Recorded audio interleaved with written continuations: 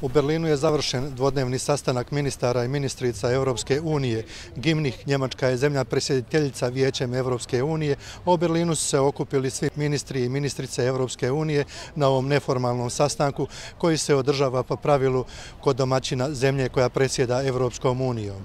Nakon dvodnevnog neformalnog sastanka u Berlinu, ministar vanjskih i europskih poslova Republike Hrvatske, dr. Gordan Grlić Radman, dao nam je izjavu.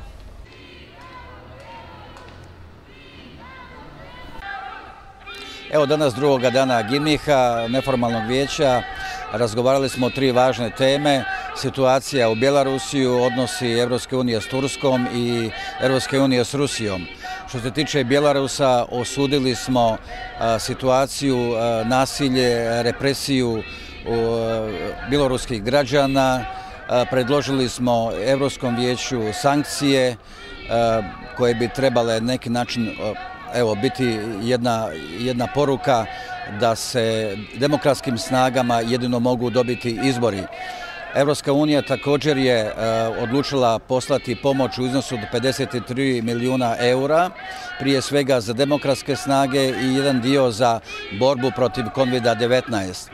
Kada je u pitanju odnos Europske unije s Turskom, izrazili smo solidarnost našim partnerima Cipru i Grčkoj i podržali smo zapravo njihove isto tako primjedbe.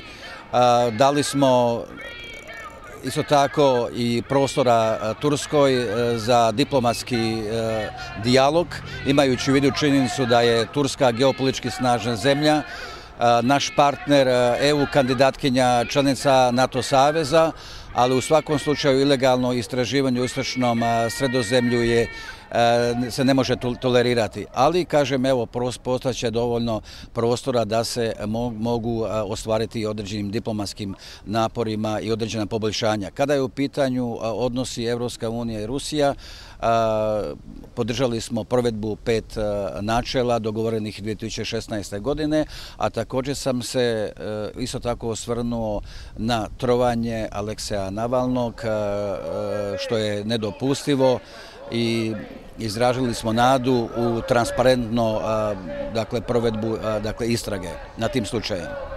Na marginama zapravo ovog susreta razgovarao sam s puno ministara, a prvoga dana sam iskoristio prigodu razgovarati sa Gabijem Aškenazijem, izraelskim ministrom vanjskih poslova s kojim dogovaramo jedan bilateralni susret.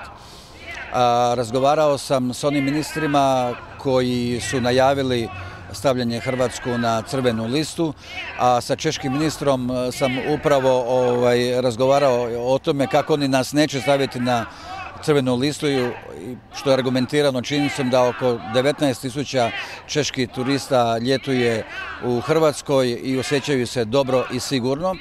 Razgovarao sam i sa slovenskim kolegom, sa mađarskim kolegom, sa slovačkim kolegom o situaciji u Hrvatskoj, a austrijskom kolegi sam još jedan put rekao kako je zapravo bi trebalo slijediti upravo ovaj model njemački, a to je regionalnu diferencijaciju, znači po regijama Hrvatsku, jer različite su situacije u pojedinim regijama. Hrvatska je i dalje sigurna zemlja, iako se turisti pridržavaju mjera, epidemioloških mjera, mislim da će širenje infekcije, zaraze biti manje, zapravo ono se uopće neće dogoditi.